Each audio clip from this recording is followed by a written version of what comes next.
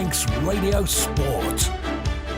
Good evening, 3 minutes after 5 o'clock. It is Manx Radio for Saturday the 13th of September. Welcome to Saturday Sport Classified. Simon Quine with you through until just before 6 o'clock this evening. We will take a look at all the results in local football, rugby and hockey today. Tony Mepham, Dave Christian and Ben Cunningham joining me to discuss all the action around the island. And we'll also be catching up with Rob Pritchard, who's at the bowl for us this evening. He'll be providing full commentary from 6 o'clock this evening as the Ravens take on Charnock Richard. We'll get a preview and team news just after 5:30 from Rob. And as always, if you do want to get in touch, 166 177 is the text number, or over on WhatsApp 07624 166 177.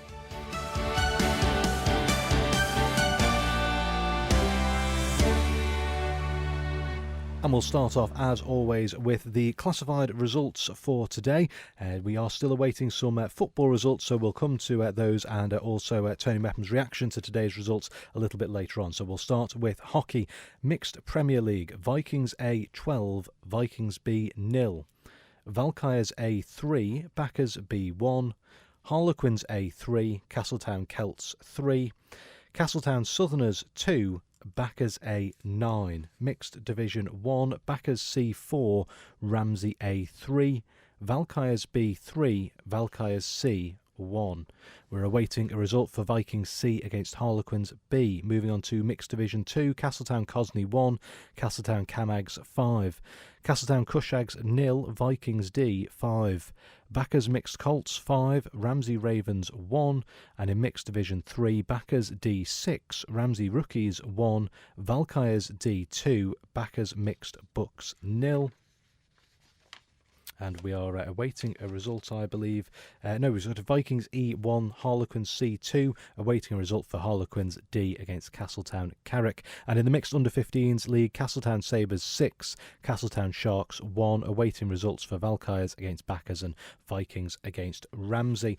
And in rugby, starting in the Regional 2 Northwest, Sandbach 38, Douglas 20, and in the Counties 3, ADM Lancashire and Cheshire, Congleton 37, Vagabonds 19 and Bury 93, Ramsey 0. And we will start off with rugby and head over to Dave Christian. Good evening, Dave. Yeah, good evening, Simon. Not a particularly auspicious day, I guess, for Isle of Man rugby this afternoon. 3 games, 3 defeats in the English clubs championships. Different reasons and different performances, I guess, in amongst all that mix. We'll start with Regional 2 Northwest. Sandbach put in a massive performance last week with a huge number of points. I think they ran in 53 against Burnage. That's very unusual at this level to see a score that big, and made us fear a little bit that Douglas heading over there after snatching a late defeat last Saturday was going to end up in a bit of a disaster for them. But fair play to them, 38-20. It was a late win last week. It was a late defeat today because Douglas were actually leading this match with just 10 minutes or so to play. Tries from Kyle Martin, Nathan Robson and Ian Larson. I think that was his debut today, so a try on debut. Great news for Ian Larson. And I'll give them a decent advantage going into the second half. There was also a penalty and a conversion from Nathan Robson in amongst all that.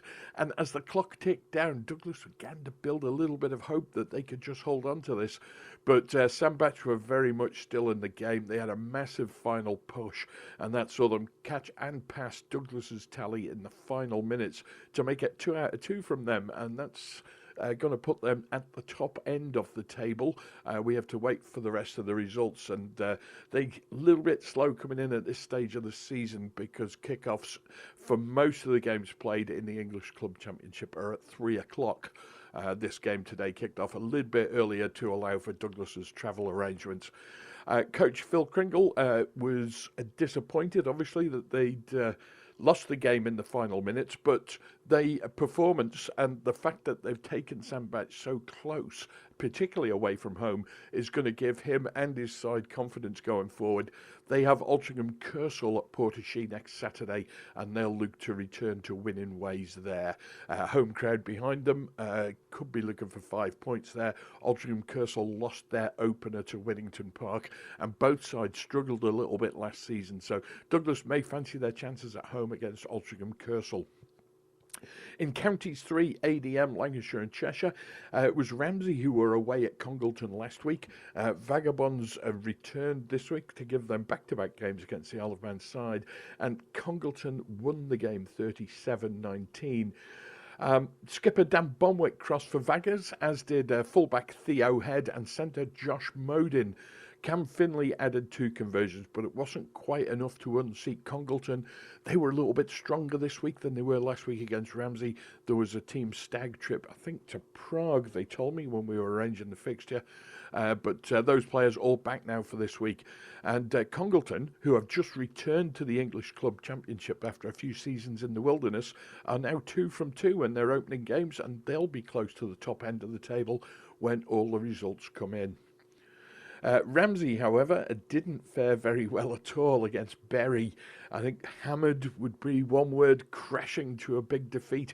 93-0 it was to Bury, and they scored pretty much at a steady rate all throughout the game. We have a little results ticker here for the clubs that use it, and the scoreline was steadily ticking over every 2 or 3 minutes. They were running in a try. Reason for that, Ramsey former captain Eddie Lord, he got married today, so congratulations to Eddie and Domenica, his new bride. But there were a number of players committed to that wedding, and it was all arranged before the fixture list came out. So I'm not going to say it's a scratch side. That's going to be an injustice to the guys who put the effort in and made that travel today. But they'll be coming back with not much to boast about, I wouldn't have thought. The good news for Ramsey and Vagabonds is there's a couple of weeks break now in Counties 3, ADM, Lancashire and Cheshire. They get a time to rest the bodies, heal the wounds, and the next games for them will be on the 4th of October. Ramsey are away at Clitheroe from memory. I can't remember where Vagabonds are, but it's about time they had a home game. 3 from 3 English Club Championship. It's not gone well for the Isle of Man this afternoon, but early stage of the season, there's plenty of more games to come, and hopefully the results will start to improve as we move along. And we've also got the Hertford Homes Manx Shield going to start. It should have been today, Southern Nomads against Douglas' second team. That was postponed because Southern Nomads were involved in stewarding at the Tin Bath races in Castletown. So we'll have a new date for that. And I think, if memory serves me correctly, we've got Vagabonds Ladies with their first game of the season next Saturday as well. So plenty to look forward to, even if results didn't go quite the way they wanted today. Simon. Dave Christian, thank you very much. Manx Radio Sport. And with the time, it's 11 minutes after 5 o'clock, and still just putting the finishing touches to today's football results. Let's move on to hockey, and Ben Cunningham joins you. Busy afternoon for you this afternoon, Ben. Have I turned the right microphone on for you? You have, excellent. Busy afternoon. You've been up here most of the afternoon, and you've been frantically compiling these results for the opening league weekend of the mixed hockey. And we'll start off with a Vikings derby, and it was the A team that came out on top, wasn't it? Yeah, 12-0 win for Vikings A, making a strong statement that they're very much on the hunt for this title to get it off backers. Josh Dougal with 3, Andy Harding with 2, Katie Ericks with 2, Kim Carney with 2, Dom Hubble with 1, Archie Cayley with 1, and Kyle Gunyon with 1. And moving on to another game mixed Premier League. We'll stay there. Valkyries A 3, Backers B 1. Yeah, great start for Valkyries A. Just what they wanted over Backers B. Backers B goal scorer was Doug Quayle. And for Valkyries A, it was Eleanor Roberts, Lewis Noah Smith and Eleanor Cleater. And a tight game between Harlequins A, Castletown Celts 3-3 it finished. Yeah, and I had this down as game of the day, and it's lived up to it, really. I was very much on the fence on this game last night when we previewed it on Friday preview, and it has gone the way I thought it was going to be. I very much couldn't pick a winner, and it's ended a stalemate. For Harlequins, it was George Radcliffe, Oren Blakemore, and new captain/manager Alfie Swales. And for Castletown, it was Hannah Lees, Lucy Allen, and a new signing for Castletown, Tom Burrows. Okay, and final game in the mixed Premier League. Unfortunately for Castletown Southern, there's a correction to the result I gave out in the classified when we went through these. It was actually Castletown Southerners 2, Backers A10, that game. Yeah, and for Southerners, this was their first game in the Premier League after getting the promotion from Division 1 last year against Backers A, current reigning champions. It was going to be a tough ask, but they've got 2 goals past them, so that's definitely something to take from the game. Andy Winstanley with both of the goals for Southerners, and then for backers it was Jamie Brown with 3, Andy Whiting with 2, Lucy Cartwright with 2, Emma Corty with 2, and Elliot Reid with 1. Okay, we move on to Mixed Division 1, a tight game between Backers C and Ramsey A. Yeah, 4-3 to Backers C. It was a very close game, and the report we've had in just really shows how close it was. It could have gone either way. For Backers C, it was Alex Stewart, Abs Maddox, Andy Brighton Stroke, and Sophie Partington for Backers C. And then for Ramsey A, it was Sophia Crossgrave with 2 and Christina Cameen with 1. Was it a back and forth game? Do we know that, Ben, or was it a comeback from one of the teams? Find the message. I probably should let you know I was going to ask you that rather than just put you on the spot. I'm used to it.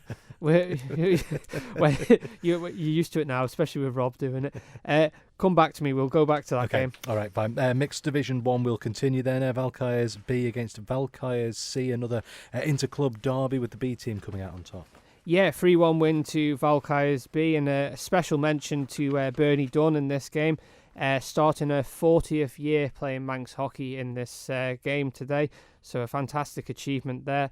Rob Condor with 2, Andrea Littlejohn with 1 for Valkyries B, and for Valkyries C it was Chris Adams. I'm still looking for that message, but we'll hopefully find it shortly. Okay, and we're still waiting a result. Should be here anytime soon from the Vikings C Harlequins B game in Mixed Division 1. So we'll move on to Mixed Division 2, and there's going to be quite a few of these Castletown derbies throughout the season. Castletown Cosney against Castletown Camags, with the Camags coming out quite comprehensively on top today.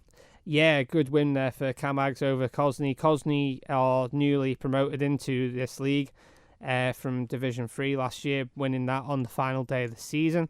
For Cosney, it was Stephen Jackson with 1, and for Camags, it was Natalie Clark-Smith, Stephen Mulhern. We're trying to find out if it is the Stephen Mulhern. We will find out. Lauren Collister, Fern Bagazzi, and Rich Tarr. And a special mention to Becca Kelly playing on the eve of her 21st birthday, so hopefully maybe a good night on the town tonight. We'll see. And sticking with the Castletown teams, Castletown Cushheads against Vikings D, and it was Vikings D who came out on top there. Yeah, 5-0 win for Vikings D there. Ian Perry with 2, Richie Gelder with 1, Chris Hyde with 1, and Morgan Braidwood with 1, giving Vikings a good win there. And the final game in Mixed Division 2, Backers Mixed Colts 5, Ramsey Ravens 1. Yeah, Dan Stevenson with 3, Miles Stevenson's with 1, so his dad showing his son how to score today, and Kyle Joyce with 1 for Backers Colt, and then for Ramsey Ravens, it was Kyle Kane. Mixed Division 3, then Backers D 6, Ramsey Rookies 1. Yeah, and for Backers D, it was Christian Davies with 3, and Jazz Slight with 3, and then for Ramsey Rookies, it was Isla Roosendale. Valkyries D2, Backers Mixed Bucks 0. Yeah, and a great result there for Valkyries D, one that they were desperately wanting to kickstart their season. Of course, they were relegated from Division 2 last season, back into Division 3 this year.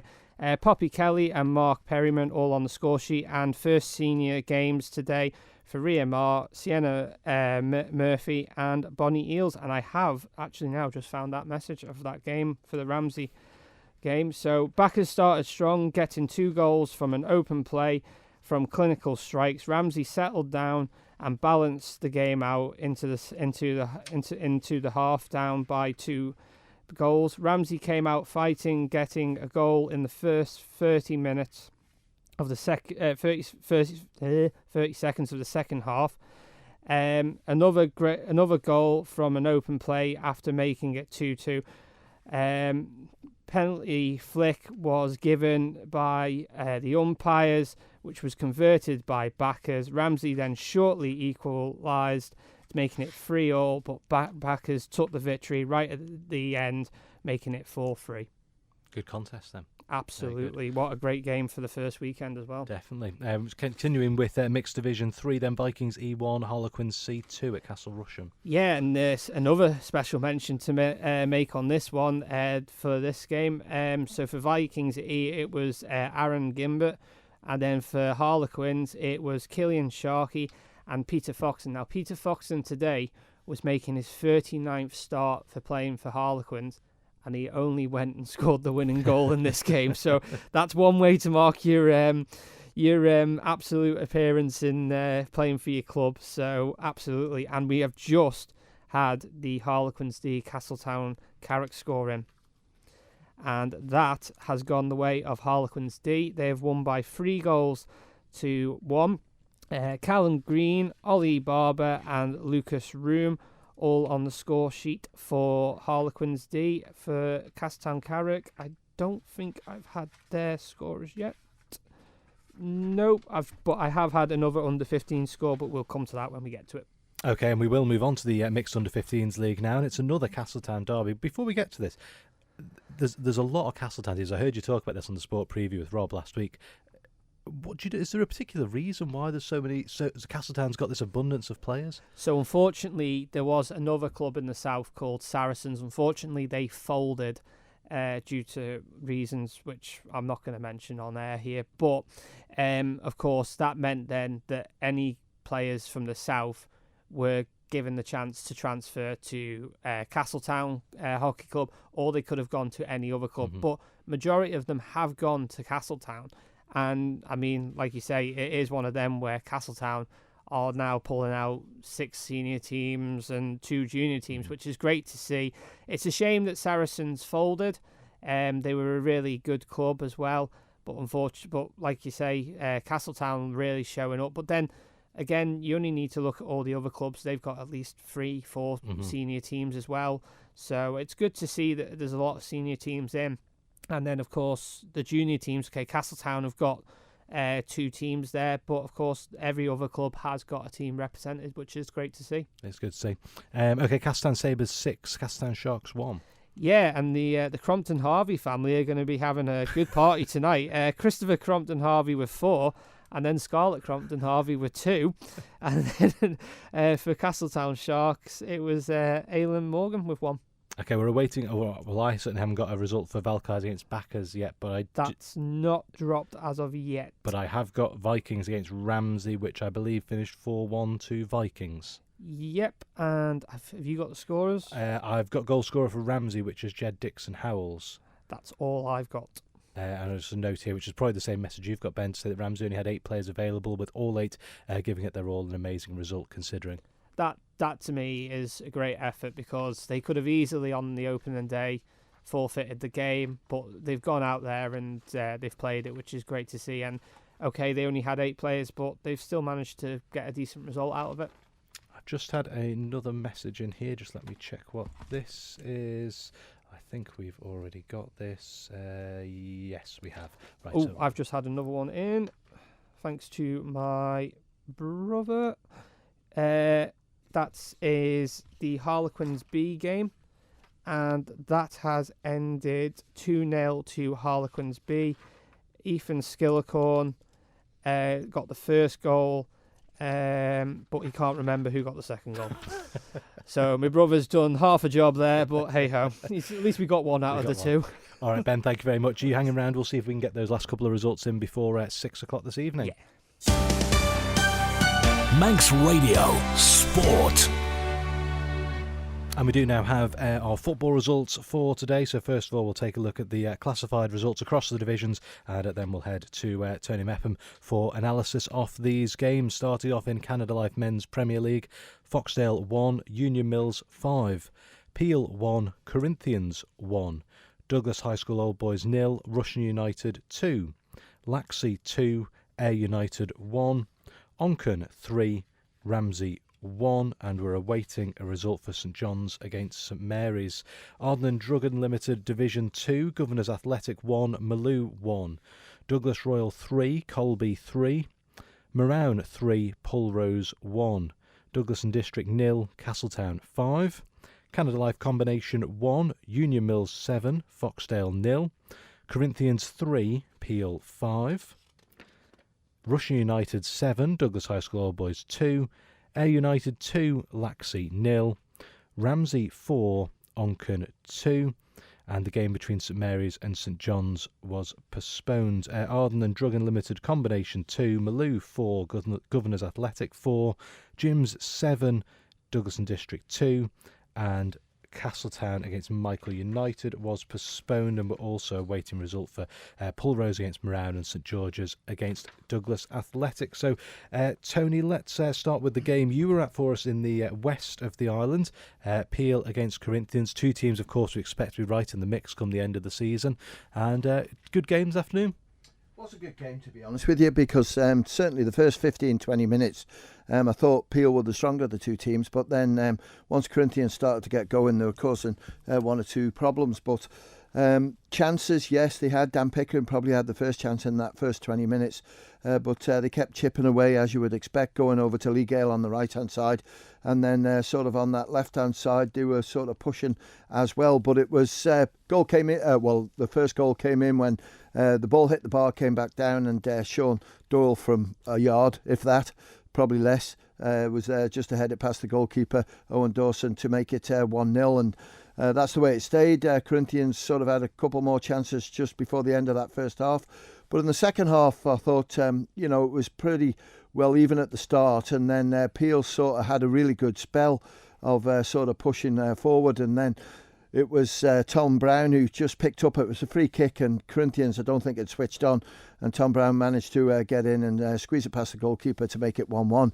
Then it was just guns to the Alamo sort of job, because Corinthians had chances, Peel had chances, and Peel probably had the best, because suddenly Corinthians had pushed up as a pack, got caught out, and then a ball straight the way through to Jason Charmer, and Jason unselfishly looked what was on, and he played it through to Lee Gale on the right-hand side. But luckily for Corinthians, Bevan Colley was there to block it, and then I think Lee had a second chance, and Bevan blocked it again and carried the ball away. But then it went up the other end, and Corinthians could have quite easily have scored, because second half substitute, Ryan Nelson came on that right-hand side, and what a game he had in that second 45 minutes. I think he's 16 years of age, or just turned 17, and playing well above his years.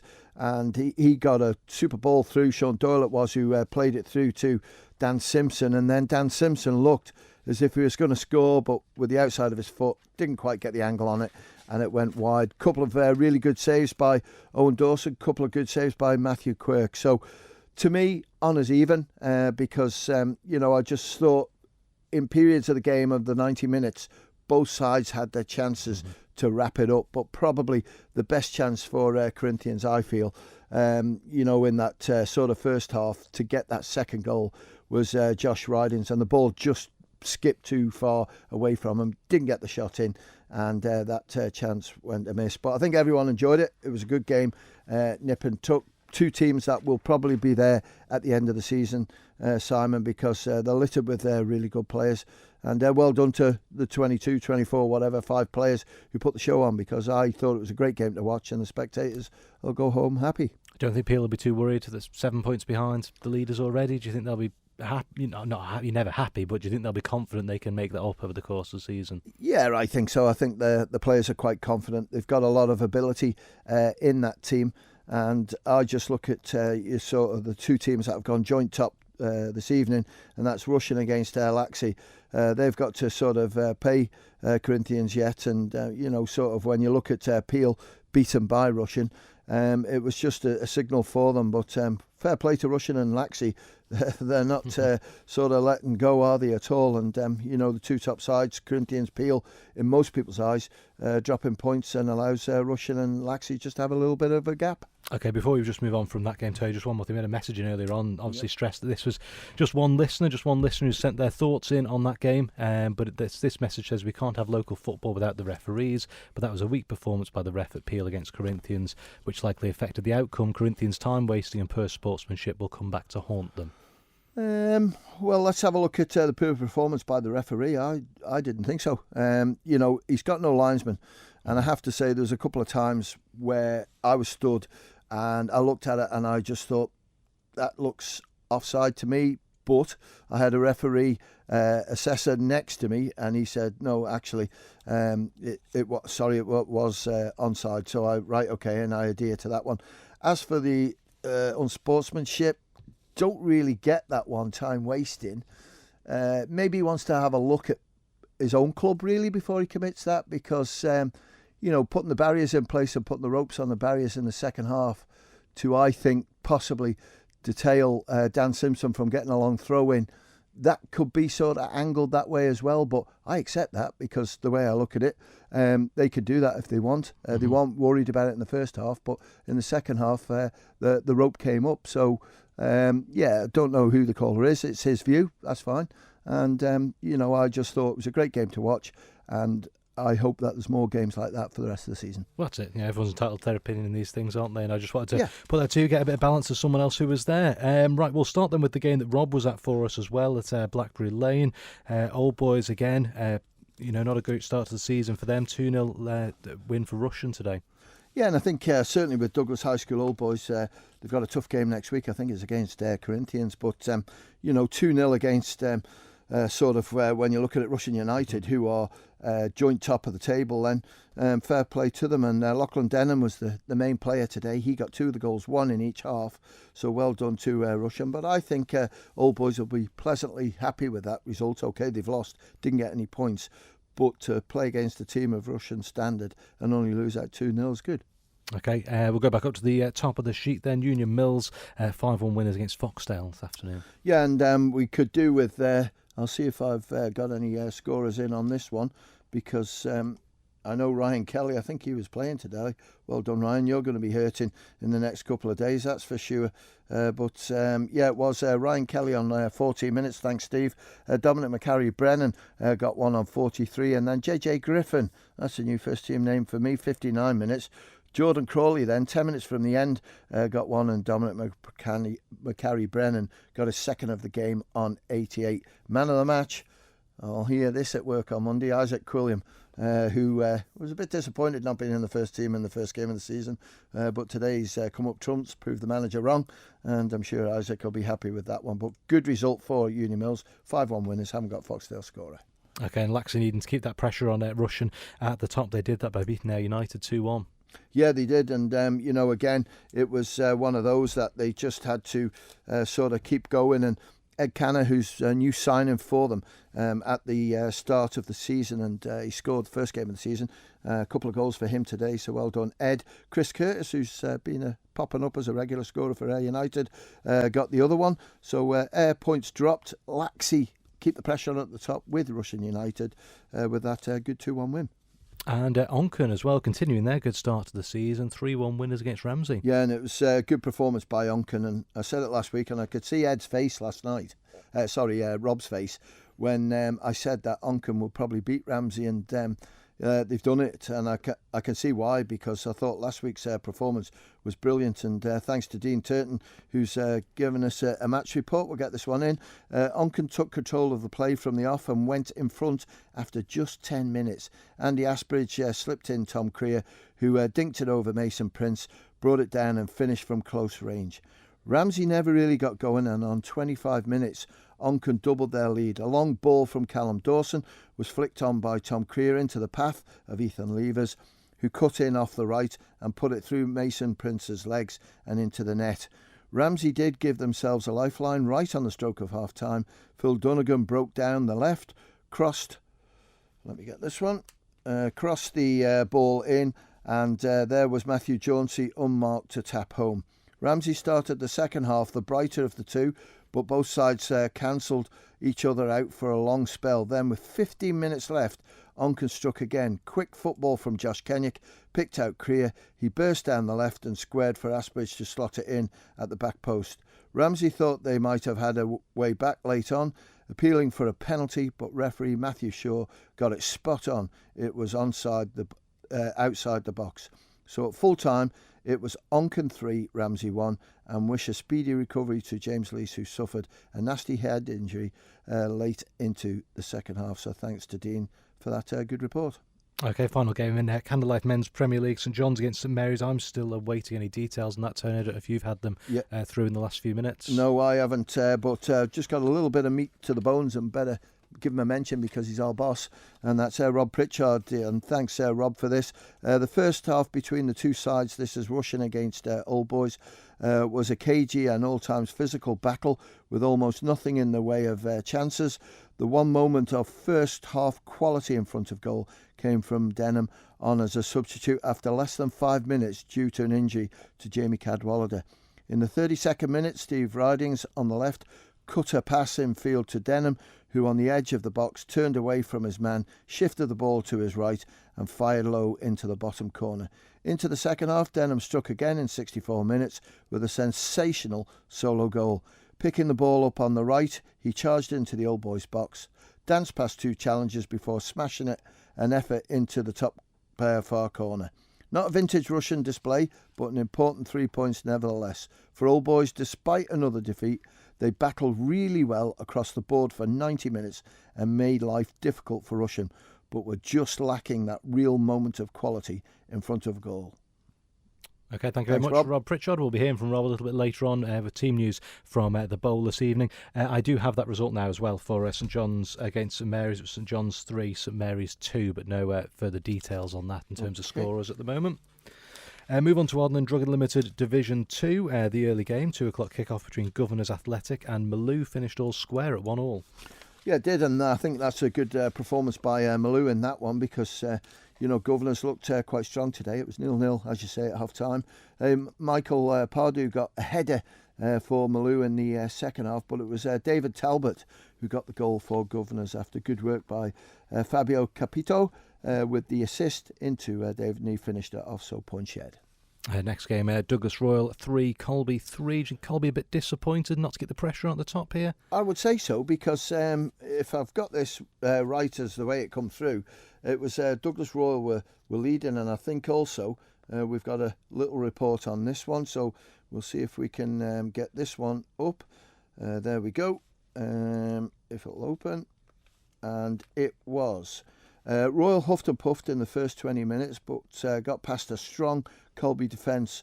Couldn't get past the Colby defence until the 25th minute when Royals got a penalty. Up steps Bailey Ashton and slots it into the bottom corner. With Royals' tails now up, they carried on pushing for that second goal and finally got it on the 40th minute, but then Colby pushed even more and finally got that goal on the stroke of half-time. With just 3 minutes played in the second half, Royals got a penalty and up steps Bailey Ashton to get his hat-trick, and that seemed to stir Colby up and they started pushing, but couldn't get past Royals' back four, with Craig Cowan rising many times like a salmon to win those long high balls. On 74 minutes, Jordan Edge got his second, shortly followed by Seb Spears to get Colby back on level terms. And that's how it finished, with points shared. Referee Adam Hudson had a great game with bringing the captains together to sort out a wee problem and communicating with the players. Man of the match, Bailey Ashton, who kept the Colby defence busy throughout the 45 minutes of the first half and in the second half. Thank you, Paul. Okay, thanks, Tony. Next game, Moran 3, Pulrose United 1. And haven't got Pulrose goal scorer, but when you look at Division 2, that's a bit of a setback for Pulrose. But Moran, I thought it might come because they were relegated last year, but still very strong. And Harrison Watts got one, Connor Gilbert got his name on the score sheet, and Alex Marley got the other, and a really good referee's performance by Andy Glover, who had the game in well control, and well done, Andy. A couple of games in hand as well, Moran, haven't they? Yeah. Over the people above That's them right. as well, so still unbeaten in the league. Moving on to the final game in Division 2, D&D 0, Castletown 5. Yeah, and D&D, sort of struggling down the bottom of the league, and Castletown high flying at the top. And today it was only 1-0 at half time to Castletown. Alex Crawley with 2 of the goals. Robert Tier on the score sheet again, Ollie Lee and Ash Sansbury. And a nice little note on this for Douglas and District, and I love loyalty to a club. And it was Daniel Kinley who played in the first team, 250th game for the club. He joined the club in 2013 and his 13th season at the club. Take a bow, Daniel, because one or two things that have happened this week with players transferring around so soon.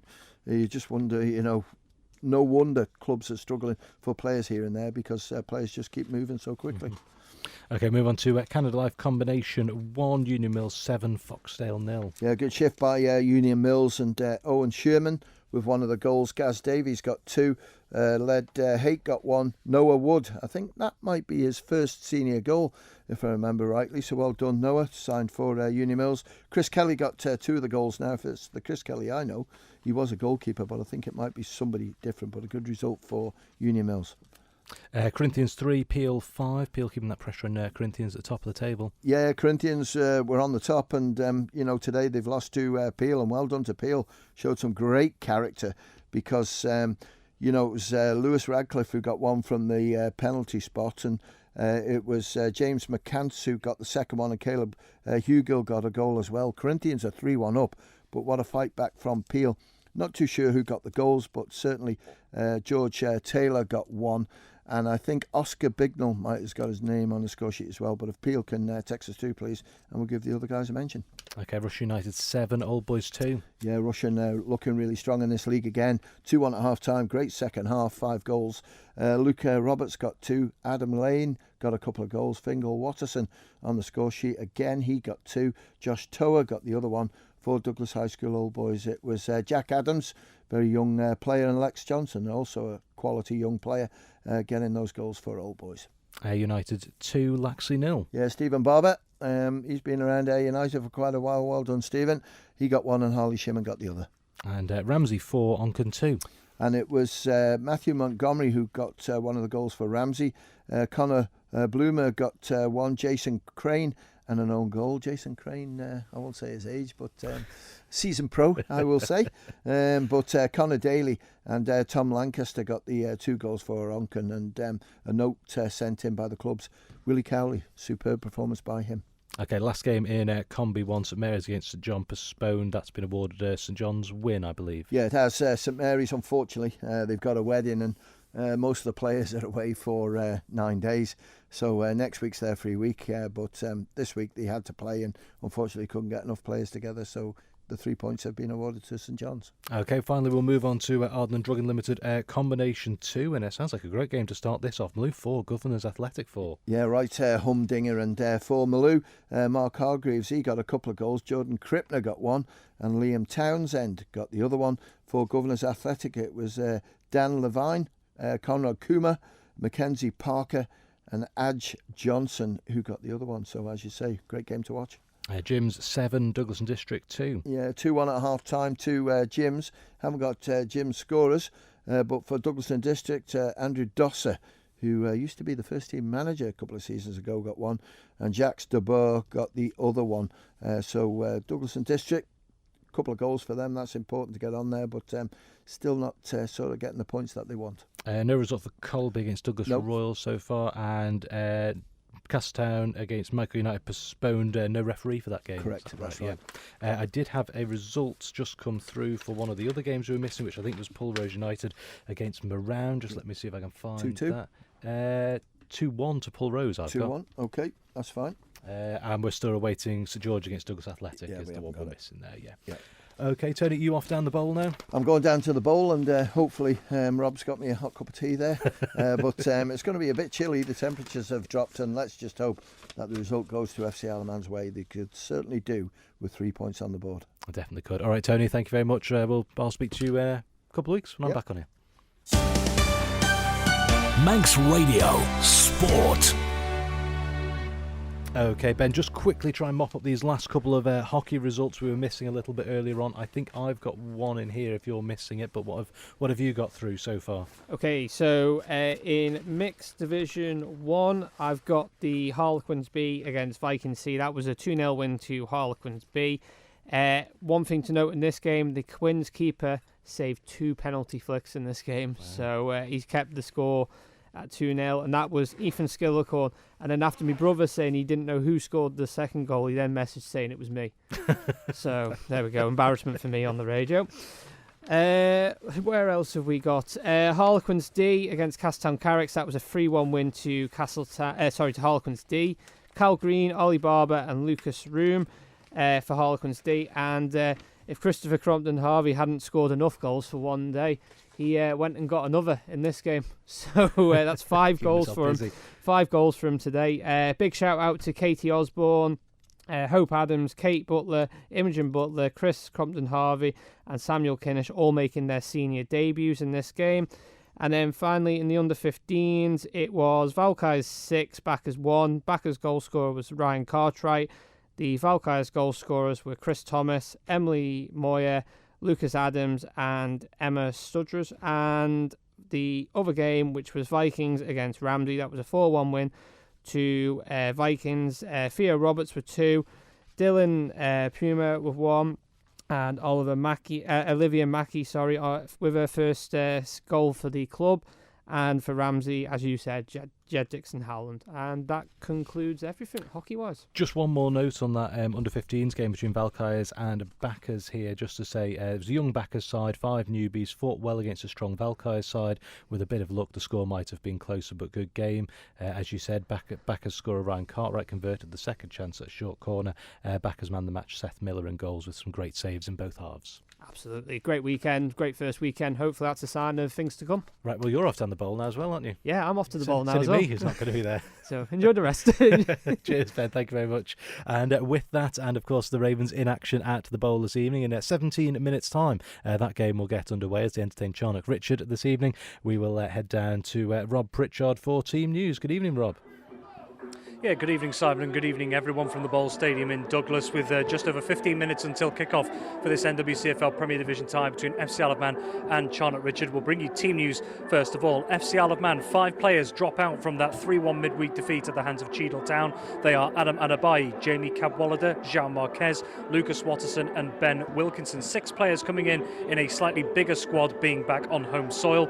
Coming in, Jamie Corliss and Alex Maitland, you would imagine, will offer a defensive boost to Paul Jones' side. Also coming in, Callum Sherry returns from suspension, and Joe Middleton offers maybe some attacking power up top.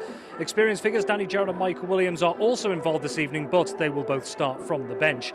For FC Isle of Man then, their starting 11 is as follows. In goal, and the captain is Adam Killier, and then it's Adam Carouche, Callum Sherry, Kyle Watson, Alex Maitland, Jamie Corlett, Steve Whitley, Sam Baines, Ben Wasser, Dean Pennington and Charlie Higgins. Substitutes for FC Isle of Man are Michael Williams, Danny Gerrard, Joe Middleton, Luke Booth and Josh Kane.